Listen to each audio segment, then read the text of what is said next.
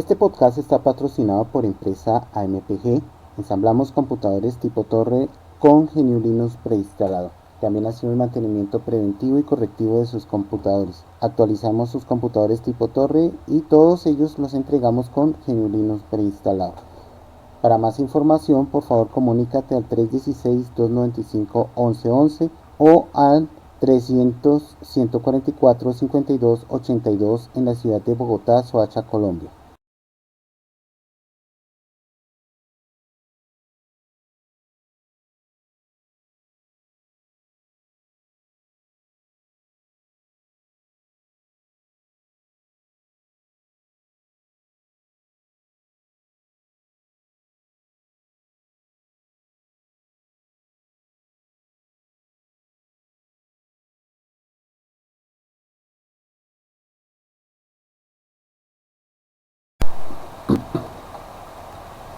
Buenas internautas, bienvenidos a su podcast Hablemos de Linux.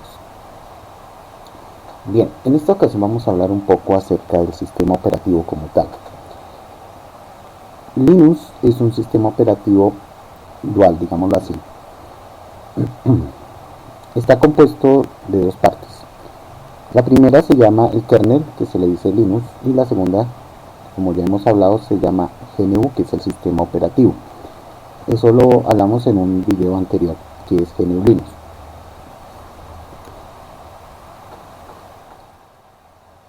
Como está dividido en esas dos partes, el sistema operativo, pues, eh, digámoslo así, es una forma de seguridad. ¿Por qué? Porque si falla el sistema operativo, digámoslo así, está el kernel. Y el kernel es mucho más cerrado que el sistema operativo. Ambos son cerrados, pero lo es más el kernel porque en él encuentras toda la configuración de tu equipo, encuentras todo lo que el hardware que tu computadora tiene para trabajar.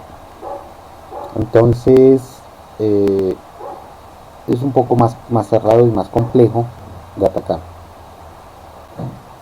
Ahora bien, estábamos hablando en esa ocasión de que Linux tiene lo que se llama nosotros, o lo que se llama memoria virtual. Para que me puedan entender un poco el concepto, vamos a trasladarnos un poco a la época en que Unix apareció en el mercado. Más o menos, este sistema operativo es un sistema operativo multitarea, multiusuario. Y es un sistema operativo muy seguro, digámoslo así, en el sentido de que es muy poco afectado por los acontecimientos alrededor. Resulta que antes de Unix, eso fue más o menos entre 1968 y 1969, más o menos, no tengo la fecha exacta. Antes de Unix, las computadoras, y antes de 1971 en que Intel sacó su primer procesador, y con ese fue que empezamos a ver computadoras en todas partes. Antes de todo eso, eh, las computadoras se construían con chips, igual que hay, pero en este caso estos chips eran de lógica digital. En lógica digital se incluyen las compuertas lógicas y un chip llamado ALU. La ALU es la unidad lógica aritmética. En ella está, digámoslo así, es la pieza clave, la pieza principal de todo procesador. Sin esa, el procesador no se mueve. O sea, sin esa pieza clave no existe computadora. Esa pieza es fundamental, es el núcleo de todo. ¿Por qué?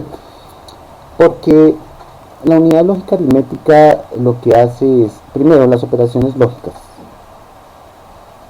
como AND, OR, XOR, NOT, etcétera, etcétera, etcétera. Segundo, hace operaciones matemáticas. dependiendo de la ALU, puede ser sumas, restas, multiplicaciones y divisiones decimales, no de punto flotante. Aunque si yo quisiera, podía hacer una ALU que incluyera todo eso, las operaciones de punto flotante. Obviamente que en la época de la que estamos hablando, las ALUs no estaban controladas por los pulsos de reloj. Cuando hablamos de pulsos de reloj, hablamos de la frecuencia de trabajo del procesador. Esos son los pulsos de reloj. Esa frecuencia dicta con unos y ceros qué cosas va a hacer el procesador. Por ejemplo, con 0, si la señal está en 0, el procesador hace cosas de lectura, etc., y operaciones en segundo nivel.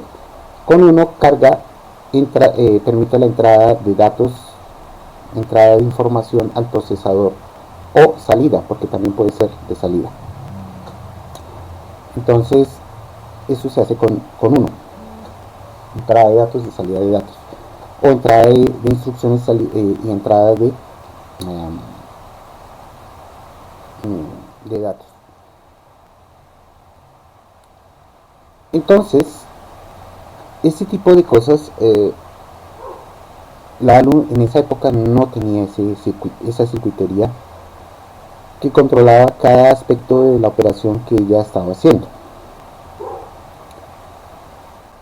Entonces, sucede y acontece que ahí en ese tiempo la ALU tenía la respuesta casi que instantáneamente. Dependía principalmente de la velocidad con que los transistores, que es con lo que se construyen todos los circuitos electrónicos, la velocidad de respuesta de los transistores en pasar de 1 a 0 o de 0 a 1. Esa es la base de todo. En esa época estaban la tecnología TTL, y pues la máxima velocidad de esa tecnología TTL era de 100 MHz máximo. O sea que la velocidad de respuesta de los transistores era bastante eficiente. Más o menos, por mucho que se demorara la ALU, llegaba a bajar hasta 50-25 MHz, dependiendo de la operación y de todo lo que tuviera que hacer. Entonces, así era como se hacían las computadoras, y así fue como nació Unix, en ese tipo de computadores. Y para programar ese tipo de computadores existían lo que se llamaban las tarjetas perforadas o cintas magnéticas. Y pues sabemos muy bien que las cintas magnéticas no eran cassettes, sino eran unos rollos de cinta de este tamaño más o menos, ¿sí? Y ahí va enrollada la cinta en donde estaba grabado el programa. La información se escribía y se guardaba en ese tipo de cintas. Unix nació en esa época. Las computadoras ocupaban de piso a techo, ¿sí? Y era del ancho de aquí para allá, ¿sí? Y pues pesaban, siempre eran pesadas, una tonelada o 500 kilos era el peso mínimo que podía tener una computadora de estas. Máximo eran 20-30 toneladas, y eso requería un piso bastante fuerte. Hoy en día, gracias a Intel, tenemos las computadoras más pequeñas. Sí, gracias a Intel. Vamos a darle las gracias a Intel, porque gracias a ese diseño podemos tener las computadoras que tenemos hoy. O sea, lo voy a poner en este contexto. Las consolas de videojuegos, las computadoras que tenemos a nivel personal, las computadoras que tienen nuestros automóviles, las computadoras que tienen nuestros aviones, las computadoras que tienen nuestros trenes, todas esas computadoras tienen procesadores. Y los procesadores debemos su construcción, su primera construcción, su fabricación a Intel. Sin Intel eso no hubiera pasado. Nunca hubiéramos conocido una computadora portátil, por ejemplo. Nunca hubiéramos conocido, por acá tengo, sí, acá lo tengo. Nunca conoceríamos uno de estos.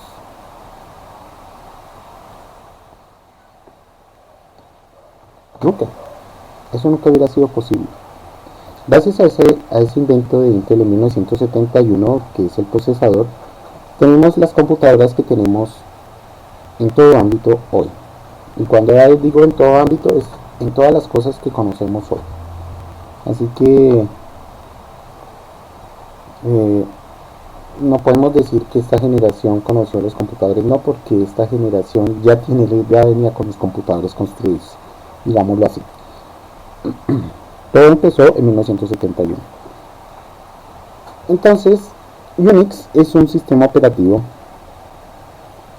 que tenía entre una de sus capacidades para hacer multitarea, tenía la característica de crear una memoria virtual en la unidad de almacenamiento que estaba dentro de tu computador. Perdón. Entonces,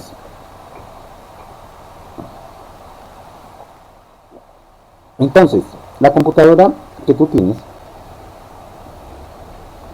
podría generar un espacio en el disco o en la unidad de almacenamiento que tuviera, y ese espacio es lo que se llama la memoria virtual, o como se conoce en Unix, el swap. Eso es una memoria de apoyo. La memoria virtual es una memoria de apoyo a la memoria RAM principal. ¿Por qué digo que es una memoria de apoyo, o por qué decimos que es una memoria de apoyo? Porque sin ella la multitarea no funciona. ¿A qué me refiero? Resulta que antes de que Unix hiciera ese invento de la multitarea y de la memoria virtual, los computadores utilizaban solamente la memoria RAM principal. El problema con la memoria RAM principal es que es pequeña en comparación con las capacidades del procesador. Ustedes dirán, ¿cómo así? Sí. Resulta que tu procesador, vamos a hablar del de 8 bits. El procesador de 8 bits tiene un bus de datos de 8 bits bidireccional. Por ahí entran y salen tanto las instrucciones como los datos que va a manejar el procesador. Y tiene otro bus que se llama el bus de direcciones, que es en donde que tiene un total de 16 bits. O sea, el ancho del bus de direcciones es de 16 bits. Ahora bien, para no enredarme tanto, ¿cuánta memoria puede leer ese bus? ¿Cuánta memoria puede direccionar ese bus? Que a su vez va a direccionar las celdas de memoria de 8 bits. Puede direccionar máximo 2 a la 16. Eso me da 65.536 direcciones diferentes de memoria. Lo que me da, que si yo lo multiplico por 8 bits, un total de más o menos 128 kilobytes de información, de datos. Pero resulta que cuando tú construyes una computadora no puedes, óigame bien, no puedes construirla con sola memoria RAM. De poder se puede, pero no se puede. ¿Por qué? Porque es que el procesador no sabe qué hacer con una memoria vacía. Acuérdate que la memoria RAM requiere de energía para guardar la información. Entonces, si no tiene nada grabado en la memoria RAM, ¿qué va a hacer el procesador? Pues quedarse quieto. No hace nada. Por eso existe la otra, que es la memoria ROM. La memoria ROM, en esa sí yo grabo un programa ahí en esa memoria y se lo coloco al procesador, y esa memoria ocupa, dependiendo del sistema, puede ocupar de 1K hasta 64K de espacio. Estamos hablando del procesador de 8 bits. Hasta ahí puedo ocupar el programa básico de la memoria ROM, 64K máximo, 64 kilobytes o 65.536 de información. Ahora bien, y entonces el resto quedaría para la memoria RAM. Ahí está el problema, porque ahora tengo 64K libres para la memoria RAM principal. Y eso ocurre con con los procesadores, incluso con los procesadores que tenemos actualmente.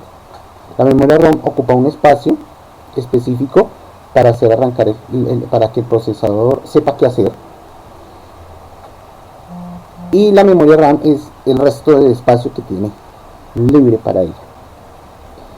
En el caso de nuestros procesadores es de 64 bits el bus de datos y 64 bits el bus de direcciones. Que si yo pongo 2 a la 64, eso me da una cifra bastante alta, está por encima de los petabytes, muy por encima de los petabytes. O sea, es una gran cantidad de memoria RAM, pero si fuera toda la memoria RAM desde el bit, la cogiera todo el procesador para ella. Pero como necesita el procesador necesita la memoria ROM para poder funcionar, entonces la memoria ROM ocupa un espacio y la memoria RAM ocupa otro espacio. Entonces Unix, cuando hizo su sistema, la empresa que hizo Unix, que fue AT&T si no estoy mal, hizo Unix, lo primero que hizo fue la memoria virtual. Entonces ahora yo podía, dependiendo del tamaño de la unidad de almacenamiento que tuviera, asignar un espacio para esa memoria y darle el valor que yo quisiera para que el computador pudiera trabajar en multitarea. Entonces, las unidades de almacenamiento, a diferencia de la unidad de RAM, las unidades de almacenamiento siempre son gigantescas, son grandísimas. De hecho, son tan grandes que requieren un chip especial llamado DMA o acceso directo de memoria o Direct Memory Access. Ese DMA es el que me ayuda a que la memoria virtual exista, porque ahora yo puedo direccionar una cantidad enorme de memoria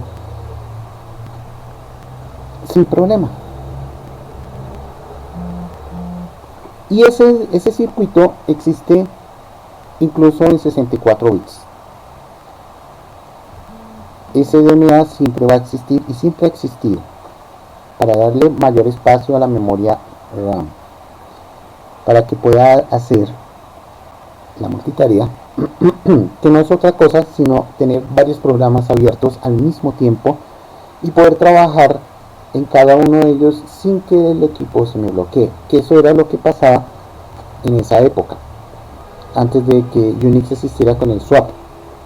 Eso pasaba, solamente podías abrir un programa a la vez, no podías abrir más, un programa a la vez, y podías hacer una sola tarea con ese programa. Ahora ven por qué es útil la swap física, la memoria virtual. ¿Por qué? Porque ahora tú puedes tener 2, 3, 4, 5 programas dependiendo de la cantidad de memoria virtual que tú le asignes. Puedes tener 2, 3, 4, 5, 6, 7 programas abiertos al mismo tiempo. Pero eso va a depender de cuánta memoria virtual les he entregado al procesador. Ahora bien, Intel con su procesador 286 introdujo la multitarea y la memoria virtual dentro del procesador. Ahora nuestros procesadores, desde el 286 hasta el actual, tienen ese código de instrucción de multitarea, y tienen que tenerla porque hoy en día se manejan muchísimos programas al mismo tiempo, y esos programas manejan más información, más archivos, y esos archivos no todos son livianos, muchos archivos son verdaderamente pesados. Entonces, ahora más que nunca la memoria virtual se necesita. Entonces, cuando y ese juego de instrucciones está en 16. Hay otro juego de instrucciones del mismo multitarea y memoria virtual en 32, y lo mismo en 64, porque eso se necesita en el mundo de hoy. Se necesita poder trabajar más de un programa al mismo tiempo y más de un archivo al mismo tiempo, y eso lo que hace es eso. Ahora bien, el swap en Linux funciona exactamente igual que en Unix. Tú puedes asignar un archivo llamado swap file, o puedes asignar una swap física, o como ahorita está apareciendo, ZRAM. El asunto con ZRAM es que, aunque la RAM es muy rápida, eso sí, no se lo niego a nadie, te ocupa un espacio en memoria RAM. Pero no solamente el ZRAM te ocupa espacio. El programa que genera la ZRAM, que simula memoria virtual, ojo, simular memoria virtual o emula memoria virtual, ese programa también ocupa un espacio en la memoria RAM. Ocupa un espacio en la memoria RAM, y ese espacio tiene que estar asignado para que pueda hacer las operaciones de los algoritmos que tiene para comprimir y descomprimir los datos que están guardados en esa swap virtual. Por eso no es tan eficiente. No es tan eficiente porque, aparte que te coge la mitad de la memoria RAM, ¿sí?, también te coge un espacio en memoria RAM para poder para el ZRAM, en donde está incluido los cálculos que permiten recuperar la información que está guardada en esa memoria virtual, entre comillas. Entonces, ¿cuál es la mejor? La mejor es la memoria, el swap file, o la memoria física, la swap física, o la memoria virtual física. ¿Qué es el swap file? El swap file es un archivo y que, digámoslo así, el sistema operativo crea como temporal.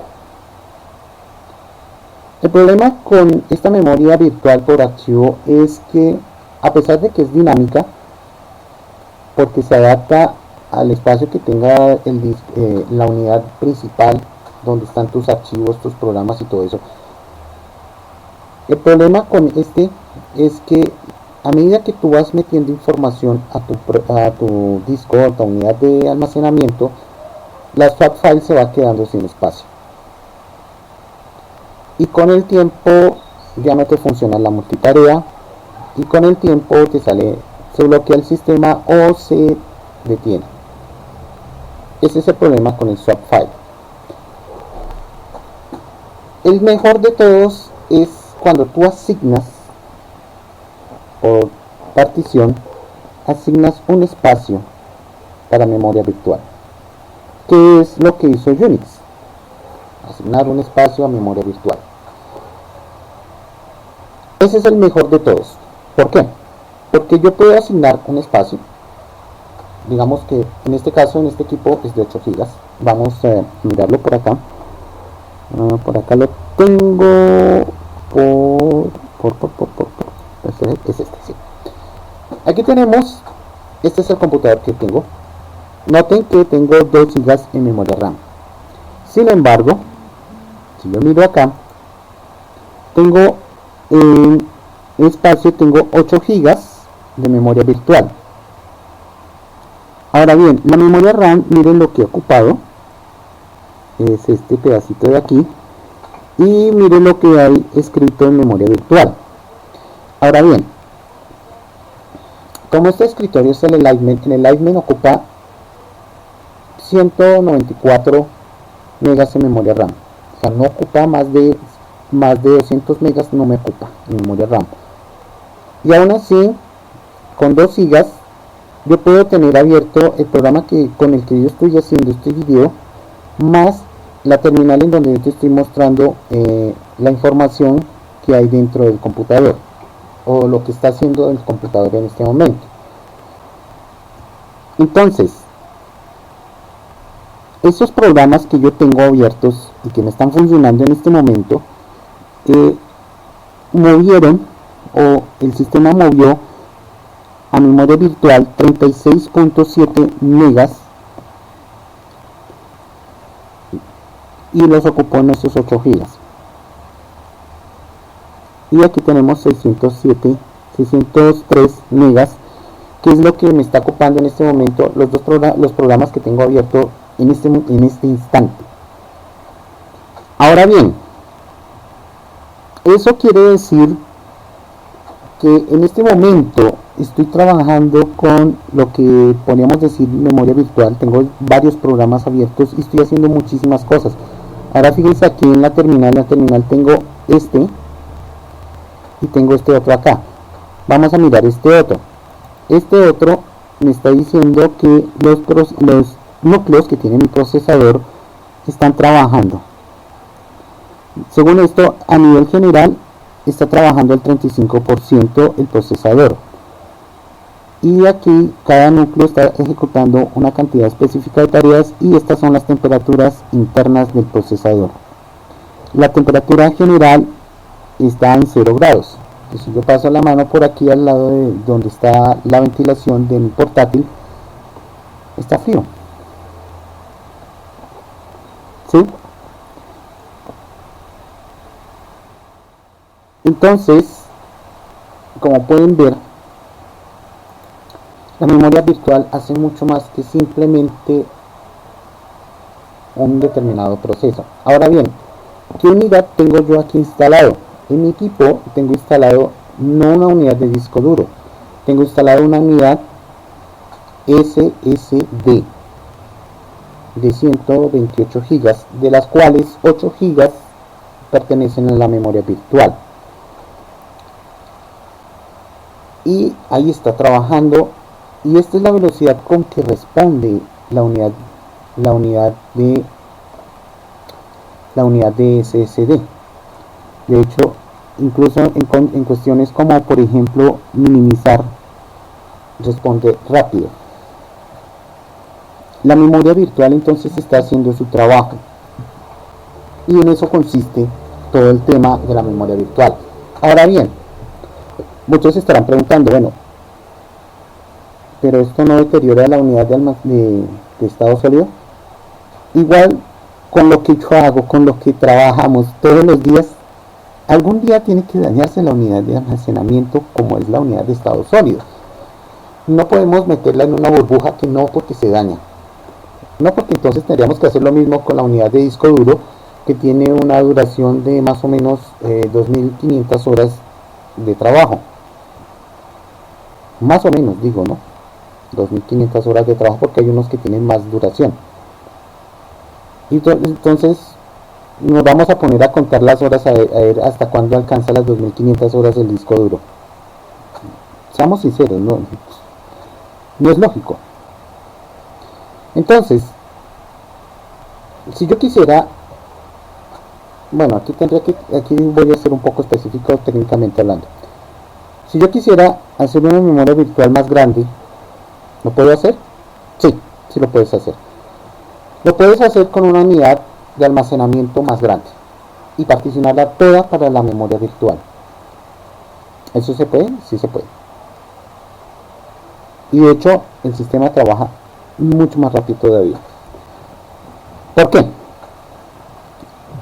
Porque la memoria virtual, cuando tú la particionas toda en una unidad de almacenamiento, el sistema se vuelve más estable y puedes abrir una cantidad de programas mucho más grandes que con solamente la memoria RAM.